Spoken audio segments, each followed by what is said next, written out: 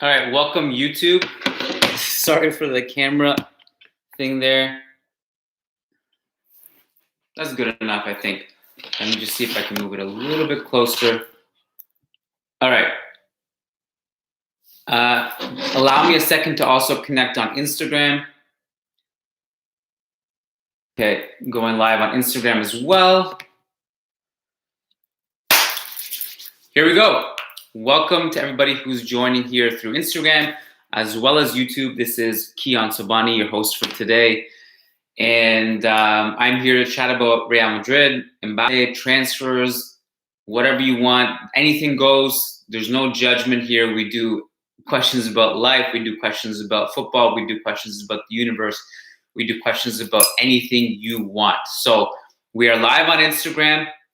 And if you're on Instagram, welcome. You can actually request to join the video and we can chat face to face. I always like that. A lot of trolls out lately. I don't know what's going on. I feel like there's waves of negativity that come in sometimes, and like right now we're kind of going through that. I'm not sure why, but a lot of people just say things to me on Twitter that I'm sure they wouldn't say face to face to me here. So please request to join the video. I would love to interact with you. I'd love to meet you. Also, welcome to everyone who's joining on YouTube because we are also live there. So if you're watching on Instagram, you can go to my YouTube channel and also subscribe there and watch from there if you like. And just go there because we also post content there. There will be football content, but also other kind of content on YouTube. And if you're watching on YouTube, go over and also follow on Instagram at the Managing Madrid Instagram handle. And also feel free to follow me on my Instagram at Kiyanso, which is tagged in the title of this video. So, High Pot on Instagram says, we just need Mayoral, legend, no point in spending money. You know what? Mayoral is actually having a good season. I know there's a little bit of sarcasm involved in what you're saying. He's actually been pretty good this season. I've actually enjoyed the Mayoral experience. We've covered him extensively on the loan tracker. I think he's come a long way since his stint at Levante, his two stints at Levante, where he wasn't really that impressive.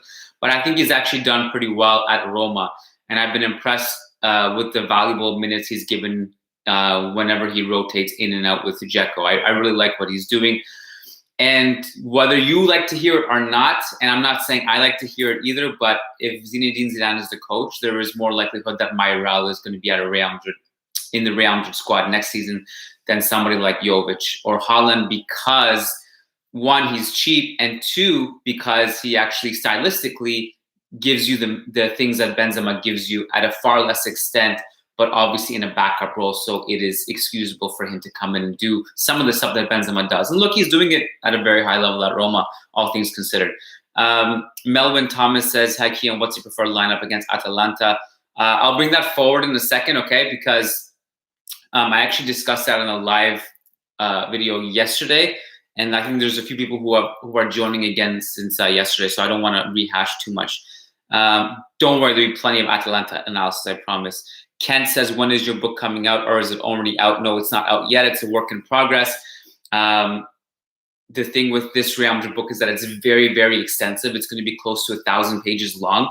I've been writing it for 3 years, and I'm still, to be quite honest, if I had to guess, about a year away. It's a lot of work. Each chapter is essentially its own book. And you're going to love it, but bear with me. There's a lot of high reward at the end, but right now it's kind of still the grinded out phase. Let's see. Comments are coming in. Are you related to, Tridib says, are you related to John Sobhani in any way? Saw him on the Netflix show. I'm not sure who that is. There's a lot of Sobhanis in the world. I know maybe like 1/1,000,000th of them. So I don't know who that is. Mario Perez says, here in frozen Texas, thinking of the implications of Mbappe's performance, unfortunately worried he will be out of reach. Well, I hope Mbappe at least brought some warmth to you. What's happening in Texas right now? Because I heard you guys have a snowstorm. I know Matt is there, obviously, so I should have checked in with him. But hey, man, no sympathy here coming from a Canadian. Sorry. All right, that Madrid guy is going to join the video. I'm going to bring him in, go live with that Madrid guy. So we're going to wait for him to trickle in. If you're on YouTube, you should be able to pick up the audio from the lives. But if you want further context, go to instagram.com/managingmadrid. You can actually see the people live on the video with me. This person declined the request. People get, I don't know what, stage fright or something. I promise you, I'm not scary. Verratti was unplayable yesterday. Somebody says, yeah, he was very good. King Sex says, I really hope Barca gets knocked out. I really dislike them respectfully. You've come to the right place, my friend. Family, group hug. I think everybody is giving you a virtual hug. I think you've come to the right neighborhood for a comment like that. Tochevsky says, do you think the young players we have can be used as assets to help us obtain star players like Haaland, Mbappe, and the likes? Possibly. I think there's a chance that could happen. Now, mind you, like, put yourself in somebody like PSG's shoes, right? If you're losing Mbappe, how much of an incentive is it to get, a couple players in exchange for Mbappe? I think you kind of would rather have cash. We see this a lot in the NBA. We sometimes see it in football where teams will go get a superstar player, in return get a bunch of these fringe assets that don't really help you. And sometimes that could be in your favor, sometimes it's not. I always like to go back to some of the examples of, Barcelona in particular have done a few boneheaded things, right? So when you think about Barcelona losing superstars in the past, when they lost Figo to Real Madrid, they used that cash to do what? Sign a bunch of players that did nothing for them, like Marc Overmars, like Emmanuel Petit, and they didn't really use that money wisely. Likewise, when they sold Neymar, what did they use that money on? Coutinho and Dembele. Dembele has been a disaster for health reasons. Now he's maybe working his way into some kind of rotation if he stays healthy. He's a really good player. I like Dembele. Coutinho, disaster. So in my mind, if I'm PSG, what I'm looking for is like, what is the best return, right? So would I rather have a couple $100 million, which you're not getting from Real Madrid anyway, than would you rather have that cash, or would you rather take a gamble on Vinicius coming back the other way? And I would think about that really, really hard. And I think it really depends on the context. It depends on who we're talking about here. I think a lot of teams could do with, taking a gamble on somebody like Vinicius or Kubo. And I think if you're Real Madrid, if that can lessen the burden of the financial impact that it will have, then I personally would be all for giving up one or two of those assets for an Mbappe. And this is not a reactionary comment. I would have said this before Mbappe's hat-trick yesterday. To me, Vinicius, Rodrigo, Kubo, Reinier Jesus, who else? Brahim Diaz, sure, I'm missing a few players, Marco Asensio. None of these players are going to be as good as Mbappe. So I'm more than happy to part ways with them. And if we're saying, okay, well, these guys could be complementary players to Mbappe, to me, you can find complementary players to Mbappe much easier than you can in finding an Mbappe. So I'm willing to part ways with it. The question is, if you're PSG, would you rather have money, or would you rather have Vinicius? Or maybe it's a combination of both. It highly depends on the context. That was a long-winded answer to your question, but I think the short answer is yes, I could potentially help Real Madrid in negotiating a deal here. Okay, let me see if there are any video requests. All right, that Madrid guy is apologizing for declining the video, saying it's nighttime in India.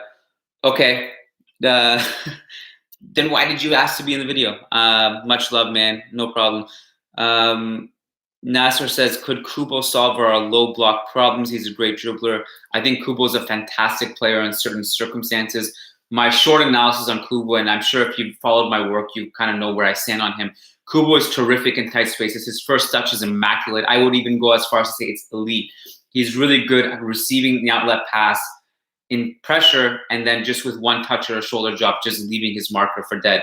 It's beyond that where he struggles. The final ball, the final dribble, the decision-making, his defensive awareness, that's where he struggles. He can excel in certain situations, but he really needs to work on other things. I just want to see if there's actually any video requests. Okay, so it seems like there is. I'm going to bring in Videep. Let's see. There are a few comments on YouTube too. Hold that thought. We have someone in the live video.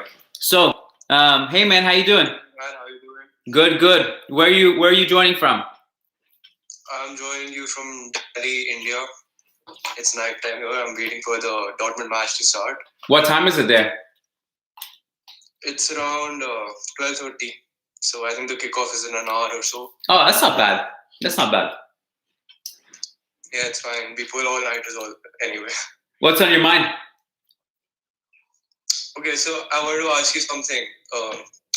Like, there are reports that we don't have the funds to buy Mbappe, and we might go all out for Haaland because he has a lower release clause. But do you think even if we buy Haaland that he'll get to play, because Haaland is an out and out striker. With Mbappe, you can fit him on the wings.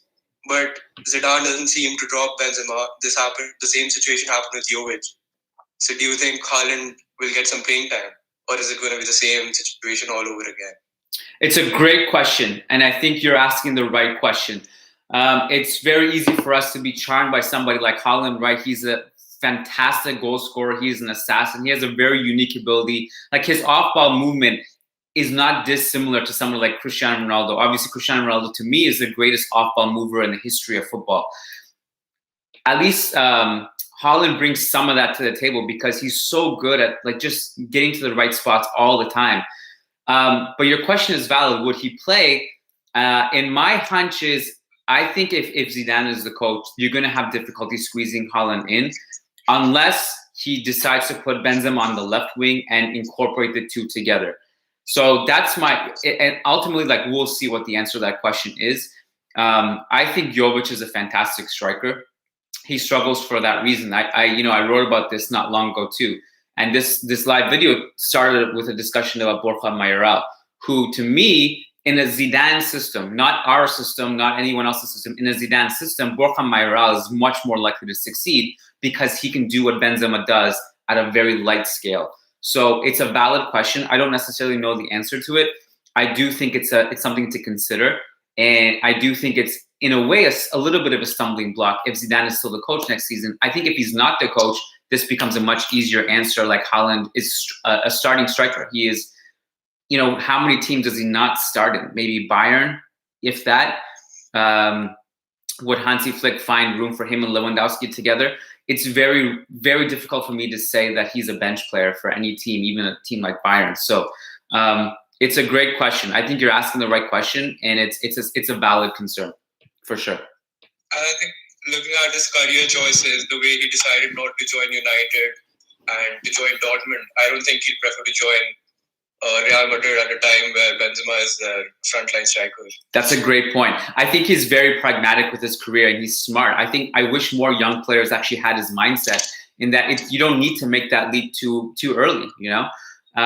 There's no rush with him. You can just stick it out of Dortmund, continue to excel, and then take baby steps. And he doesn't need to go make that jump as quickly as possible. So it's a great point. It's something that he himself may not want to do unless he has assurance from the club that he is going to get minutes, right? I like to pick your mind on one more thing. What do you think about?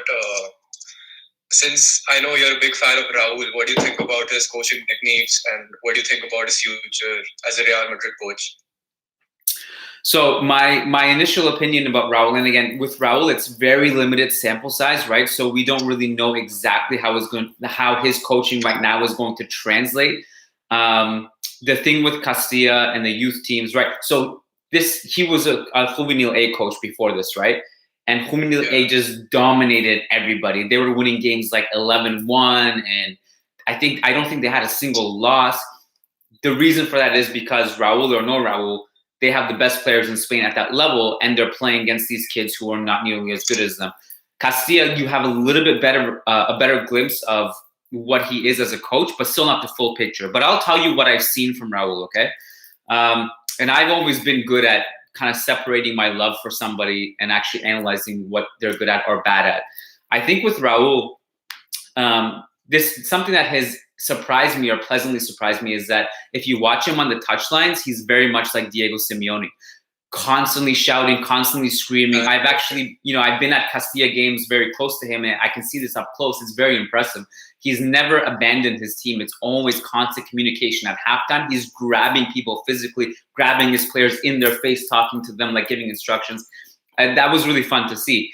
So I think with Raul, if nothing else, he's going to immediately command the respect of the players. The locker room will listen to him. He's a legend.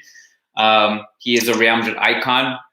He's extremely intelligent, and he knows how to command a room. And so I think people will listen to him. From a tactical side of things, it's interesting because I think he's actually, again, very hard to say, but it's a very, very quick, direct brand of football. So he has a high pressing scheme, more than Zidane pressed at Castilla, and certainly more than Zidane presses now. His team press very high. They win the ball high up the pitch. They get the ball and they immediately distribute it to the wings. But they also are very good at looking for the vertical space in front of them. So it's very quick, very incisive, more similar to the way Guti played in the juvenile levels than again Zidane or even Solari played. Solari's brand of football was very boring, if I'm really honestly at a Castilla level. But Raul's is actually fun to watch. And that's rare. Like, I can watch Castilla and actually enjoy watching them play. That didn't happen when Solari was the coach.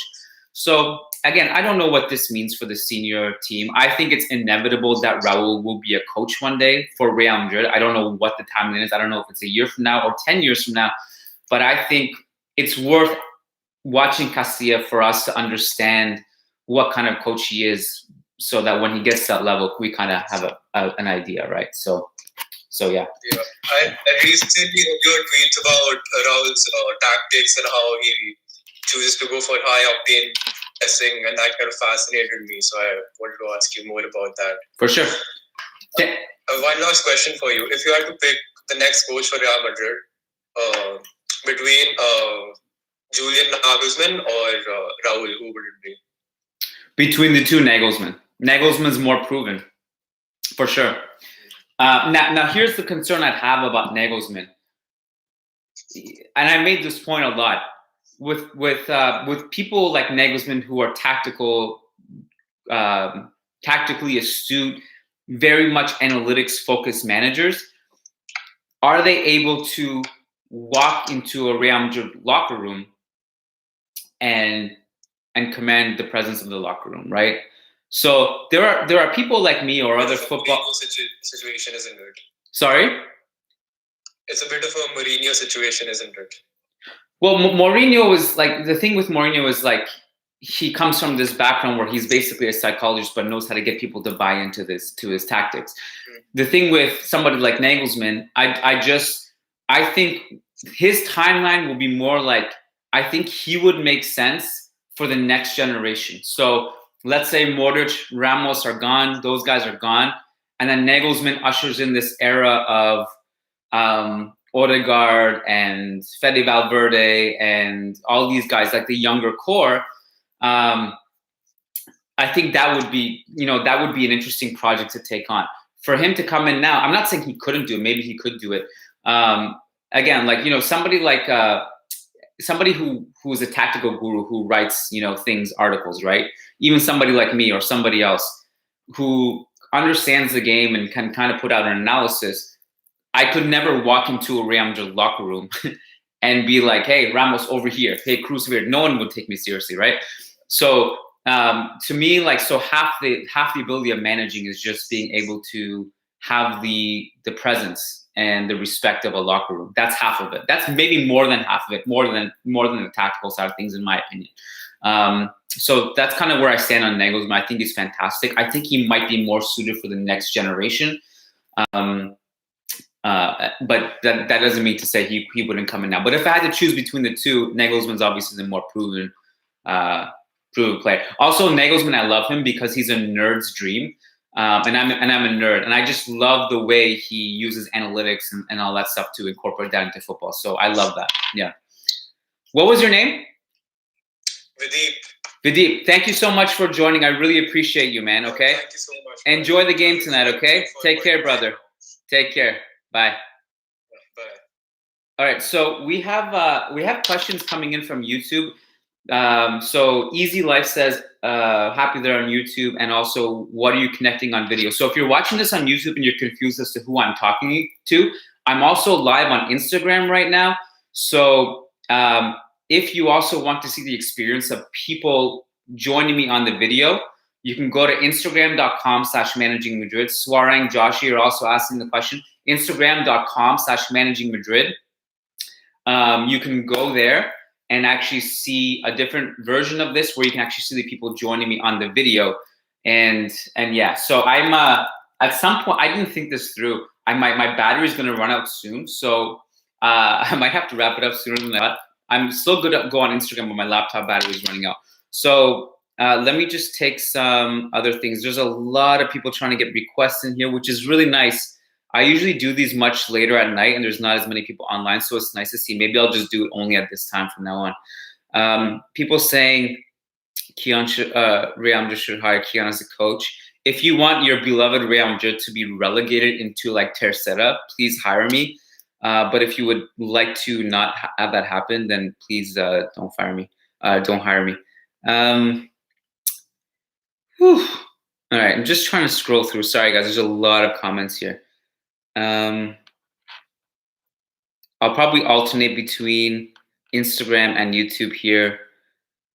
All right, I'm actually just going to bring somebody in. So view request. Jay Swarang12 wants to be in this live video. Go live. Somebody's coming in.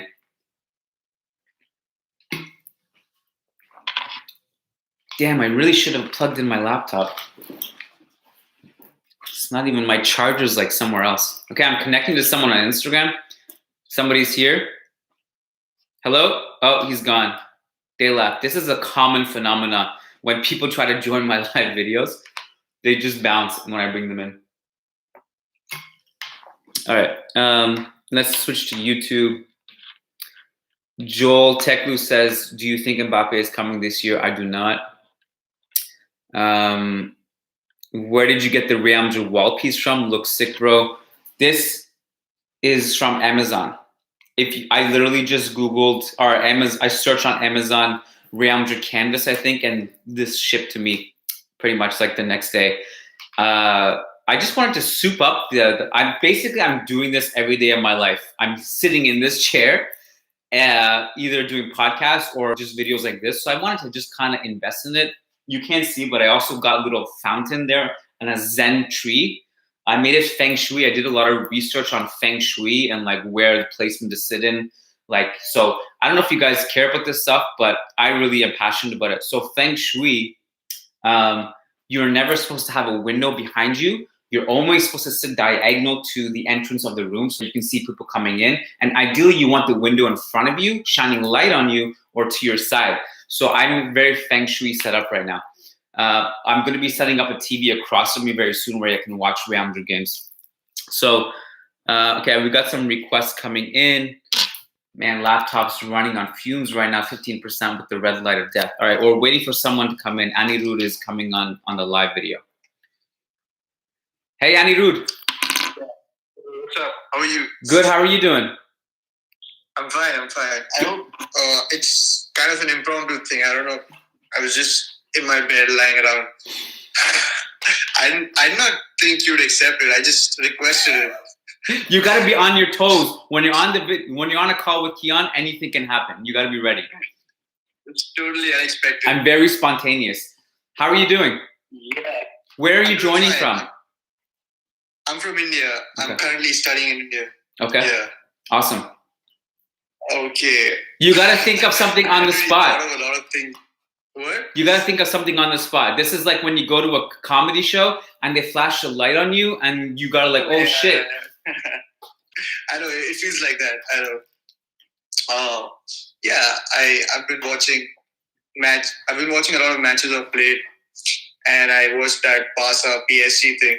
What do you think of Mbappe now? I mean, there was this, the talks has started to die down about him, and people have started to kind of overlook him for the past few months, but now he's just shown himself up at the big stage again. What do you think? Should Real Madrid consider him a priority, or should we still think of Haaland as the next big superstar that we need to go for? I kid you not, bro. In the past few days, like before the Barcelona game, we've gotten messages from fans saying Mbappe is not as good as you think. He's a fraud. He doesn't, he's not that good. He's struggling. And then bam, this happens. Like, look, just a little bit of patience. You're allowed to not be like just this unstoppable force at every second of your life. He's incredible. To answer your question, to me, yes, that he's the priority. Whether it's feasible and actually possible to bring him in is a different question. But if possible, yes, it's always you want to get the best players. To me, far more important than tactics, far more important than the manager. If you have talent, you're in the conversation to win the titles at the end of the year. It doesn't matter, right? If you put Cristiano Ronaldo or Lionel Messi in a team, that gives you a better chance of winning the Champions League than to bring in the greatest tactician of all time. If you have Mbappe on the field and you have Piqué literally just trying to like grab his shirt, can't do anything about it, that's going to give you a better shot at winning the Champions League than it is to do anything else. So to me, talent is important. So to me, Mbappe is, he is the heir to Ronaldo and Messi. So if you have him, that would be ideal. But that doesn't mean if you can't get him, then obviously Haaland would be awesome to have. Haaland is not going to flip games on its head the way Mbappe will, but he is an assassin in front of goal. He can just score goals, and Real Madrid's problem is scoring goals. So obviously that's not a bad plan B, to be quite honest, right? I mean, yeah, Haaland as a plan B is still very good. Yes. Yeah. And I love that, there's this that video slip being passed around on YouTube where Mbappe, he says something to Jordi Alba, I think. Yes. It's like, if I see you in the street or something. So that kind of mentality, we really want that, Madrid. We really want that back. It's about time somebody just stood up to Jordi Alba. I don't know who this guy think he is. He gets away with so much, and just somebody needs to just like talk back to him, talk smack to him. It was a nice moment. Obviously, as Madridistas, like as anyone that goes into the Camp Nou, scores a hat trick, humiliates them, and talks shit to them, we're like, oh shit, how do we sign this guy, right? So I mean, that's part of the reason why it was so awesome bringing Jose Mourinho in. Like after he went into the Camp Nou, beat them with Inter, danced in the sprinklers, and then like we're like, we need to bring this guy in, right? So obviously it's like bonus points if you can do that stuff. Yeah. That's really why I love Mourinho. He can be kind of a psychotic guy at times. He can destroy dressing rooms and whatnot.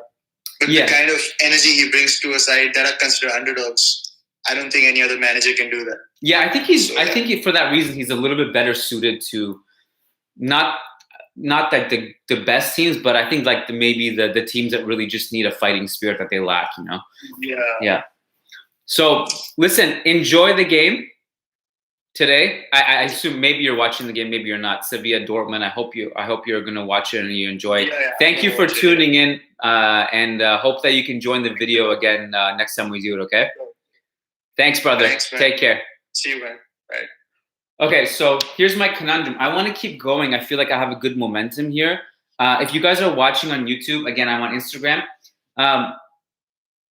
I'm going to actually just take the phone, walk around my house. You can actually see my house. I'm only just going to get my laptop charger so I can plug my laptop in so it doesn't die. So if you're on YouTube, bear with me for 1 second. This is very unprofessional. I don't care. No, I don't have a boss, so deal with it. This screen is going to be really empty for you for 1 second, okay? If you want to follow along, go on Instagram.com/managingmadrid. You can follow me on my phone while I go get my charger. If not, you just want to sit tight, go grab a tea, go take a piss, whatever you want to do. Sit there, sit tight. I'll be back. YouTube, I'll be back. Instagram, you're about to follow me around my house. All right, so while I walk around, well, I don't know. I'm not going to take any questions while I walk around. You can just do a quick. This is where I watch my football. I need to mount it on that wall there. That was my basement. Leave my office, leave my basement. My kitchen.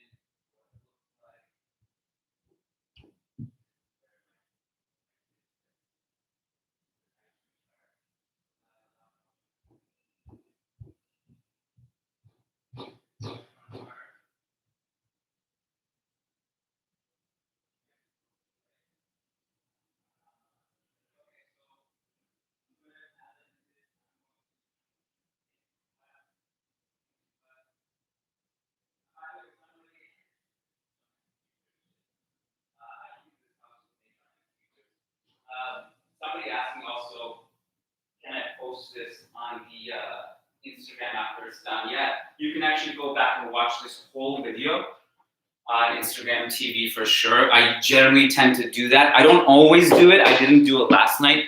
Part of it is just incentive for you guys to join the live. So I can get you guys out of your laziness so that you don't rely on watching it later. But yeah, for the most part, I will. All right, laptop plugged in. The irony is that my phone is also going to die soon. So show your kid. He's very cute. Thank you, but he's not home. Okay, take some video. Well, yeah, I got my charger. Thanks for your patience, YouTube. All right. I'll take actually, I've ignored YouTube, sorry. So Brandon Alvarez, our patron. I hope you're well, Brandon. Brandon says, after seeing the video of the renovations, where would you sit when you're in the media section or not in the media section? I'm not sure, to be quite honest, mostly because I've kind of kept tabs with the construction, but not really. The last time I was there was in March, and I just walked outside of it to see what was going on. It looks like a war zone, so I don't really know. Even from the videos, it's kind of hard to tell, so I don't really know the answer to that until I go there. All right, go live with Times Madrid is logging on Instagram.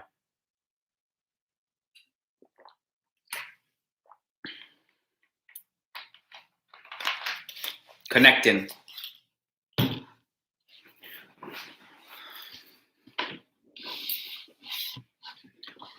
Let's see if this one works. It's so hit or miss with these video requests.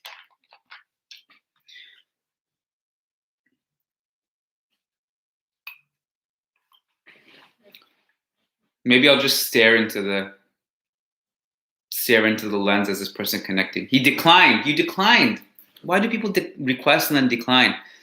All right, so let's see. We have requests. We have questions. Let's see what's going on YouTube. Oops. Do you think, Armand says, do you think that we can win the Champions League? My answer to this question every year is Real Madrid can win the Champions League every single year, no matter how bad they are. We have lots of history to back this up because this has been the case. I've followed the team since 97, 98. We weren't particularly good in the league that season. We won the Champions League. A couple years later, we won the Champions League when we became 5th in La Liga. And the same goes with 2015, 2018. We were terrible in the league. We won the Champions League. So they can always win it. I still think this is beyond them this year, but it's possible for sure. All right. We have people requesting. They're begging to go on the live video, but when they bring them in, they're just like, oh, shit, I didn't think he was going to do this. Let's see. So we're waiting for 0_Rod to join the video.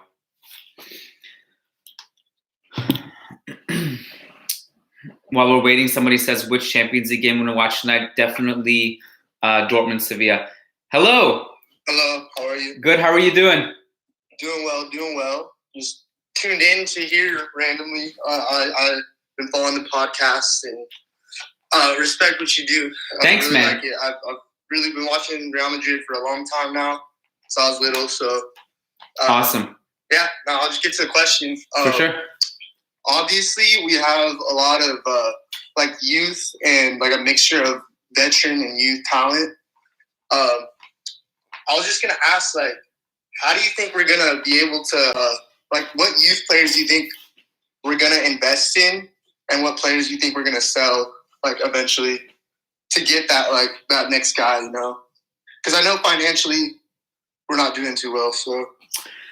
It's a great question. I think it's pretty common just topic with Real Madrid because we've had so many youngsters, right? And it's kind of hard to know which one we'll ultimately land on. So my train of thinking on this has changed a little bit. So initially when we went through the phase of signing everybody, Rodrigo, Vinicius, Reinier, Kubo, and then we had Odegaard, we have Asensio, others, Brahim.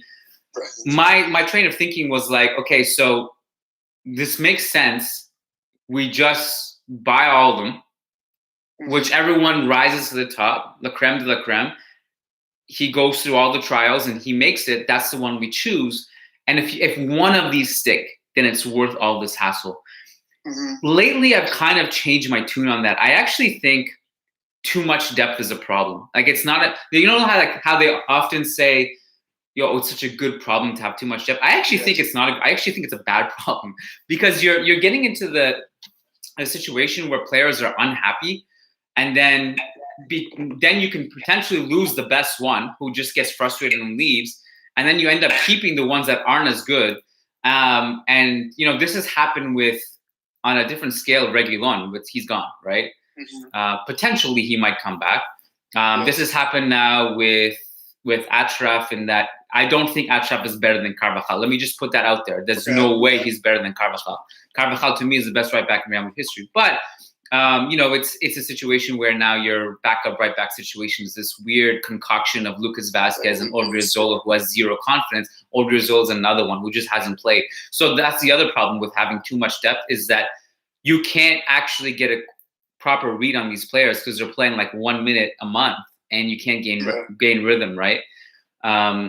And we lost Llorente, we lost Kovacic.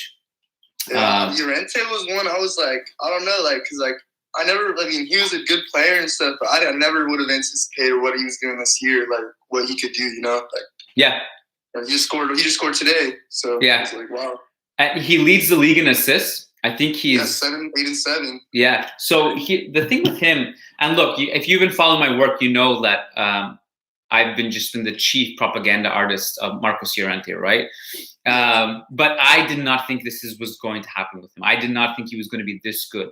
So in my mind, I thought he was a press-resistant defensive midfielder, a good passer, good dribbler out of tight spaces. I did not think he was going to be playing as an attacking midfielder, one of the best players in the world in this position now, right? So that was unheard of to me. It's blowing my mind. And he's kind of him and Kovacic to me are the ones that got away. But I will say about Kovacic is that I think the club at least tried to make it work with him. He just didn't want to be here.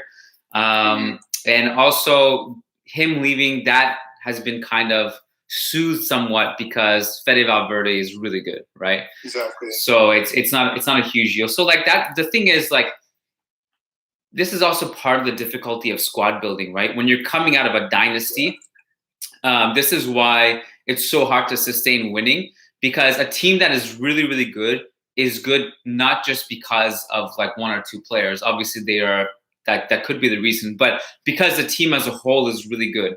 So once the team becomes really good, they win titles, then the players who are contributing on the fringes or the backup players, they realize, like, hey, I'm actually really good. So I can actually be a star somewhere. And that's why it's hard to sustain winning. It's hard to sustain dynasties, is because right now nobody can replace Modric or Kroos. Like, they're just so good that like a young player may or may not be patient enough to stick around for that.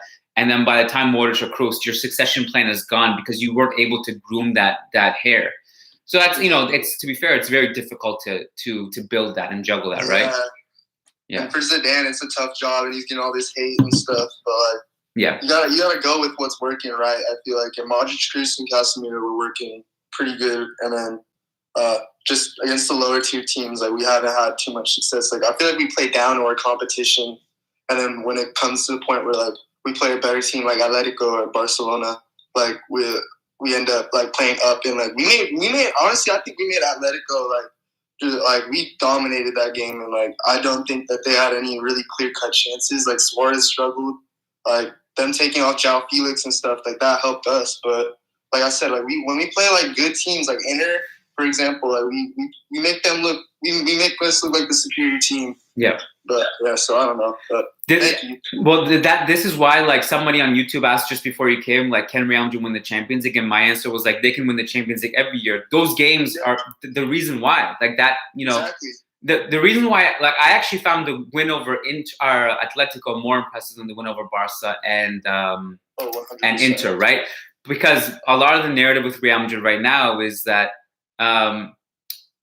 they can't break down low blocks in defensive teams.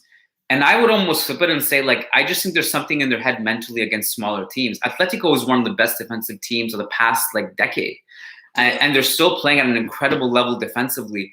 And Real Madrid looked amazing against them. And so I think it's like a big game thing. They can get up for those games. You know, the Champions League is actually a little bit easier to attain because you just hit the right notes on any given night. They can take down anyone. They can lose to anyone, but they can take down anyone. So I'm not saying they're going to win the Champions League. Obviously, you know, it's just going to be incredibly difficult. But they have a chance because they can get up for those nights, right? Mm-hmm. And also the amount of experience in the squad. My favorite Cruz quote, like from a few years ago, was that we've been through so much together, adversity, like backs against the walls, and we just know how to deal with pressure. So, yeah. I think that's it. But hopefully we do well in the Champions League. And also, do you think Alaba's like coming, or what do you think of deal on that? I think it's. I don't know what's going to happen with him.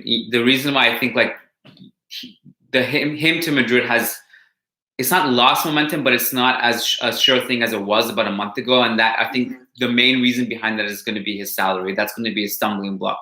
And I think other teams will bid for him. And I think other teams can outbid him. I also I think it's dependent on what happens with Sergio Ramos. I think those two things are linked, to be honest. Yeah, I hope. I don't know. We'll see. Yeah. And then Varane, I've seen rumors about him. So, well, thank you for asking answering my questions. Thank you so much for tuning in, man. I hope you have a great night, day, wherever you are. Appreciate you. Yes, sir. All right, take care, my friend. All right, man. Have a good one. All right, you too. All right, so what are we at? We're at 2:30 Eastern. Game starts in 25 minutes. I'm gonna aim to wrap this up in about 5 minutes. That gives me a time to repost this video on a few platforms and get ready for the game. That Madrid guy, I did not block you. I didn't do a thing, I promise. So if you're just trying to get in the request, it's probably because there's a huge backlog of requests. On YouTube, Diego Lorin is on my channel. He is causing a ruckus. Somebody call security. He's swearing. He's saying Madrid sucks. Fuck Madrid. So security. Or you can I will just call on, I'll call on the Real Madrid Brigade. Now my phone is at 10% battery. Okay, so I'm going to take one more. Farbor says, I would like to make a collab with you. Where should I contact you? You can email me at Kiyan@KiyanSobhani.com. I cannot promise anything if my mentions, my emails are a shit show. And to be really, really frank with you, and I'm very frank with everyone about this, my life is this content that I'm working on, my podcast, my book, all that stuff. And anything outside of that is allocated to my children. So, yeah. All right, we're going to take one more request. Again, if you're joining on YouTube and you're confused, it's because I'm taking video requests on Instagram, so you can't see those people, but you can probably hear it. If you want the full experience, go on Instagram.com/managingmadrid. And if you are on Instagram, go on the YouTube. You can also see it there. You can also subscribe to my channel. We post content there. Don't worry, I won't forget to upload it as IGTV. Girish says, predictions for Sevilla versus Dortmund. I think Sevilla is going to advance from that tie. All right, one more request. I'm allowing Madrid Central into the video. Hopefully my phone doesn't die. I'm at 10%. Oh my God, this is happening, isn't it? It's happening. It's happening. Oh. Well, look at you. You got a professional microphone set up and everything. Yeah, I have this page, Madrid Central. I'm trying to make something different with this. Good for you, man. I have it. You have a podcast? Yeah. Not a podcast, but I thought of doing, audio videos, with my voice in the background and all. On social media, YouTube, on what? Yes, on Instagram. I made some tactical analysis videos, like I made on Huesca's match. Awesome. I made on Getabe's match, and also I made an opponent's watch match against, that Atlanta's opponent's watch. Good for you, man. Yeah, that's awesome. Yeah, thanks a lot. Okay, first of all, I'm really, I've been following you for a long time, and I've been following Madrid for a long time. So I know how big of a fan you are, and now I would like to ask, like, one of the very, it's a very critical question circulating around Madrid these days. Is Zidane the way to go?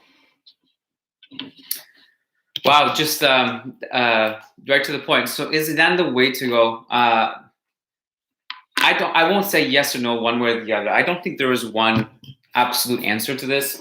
My feeling on this is, and people may have heard me say this, I genuinely feel that the shelf life of a manager is about 3 or 4 years. After that, they can't motivate the team the same way. They can't hold on to the locker room in the same way. We saw this with Mourinho. We saw this with Zidane. After 3 or 4 years, that efficiency of his aura is not there anymore. And that's not necessarily his fault. So I think I would like to see the team go in a different direction ultimately, but I'm also not opposed to keeping him. Somebody's saying so political, Kiyan. Yeah, I tend to go more politically with this stuff. But it's genuinely also how I feel. I don't really believe there is a truth one way or the other. It's very possible that if Zidane stays, he can win titles next year. He can rejuvenate the team. I also feel that there's a good chance that the team needs to go in a different direction.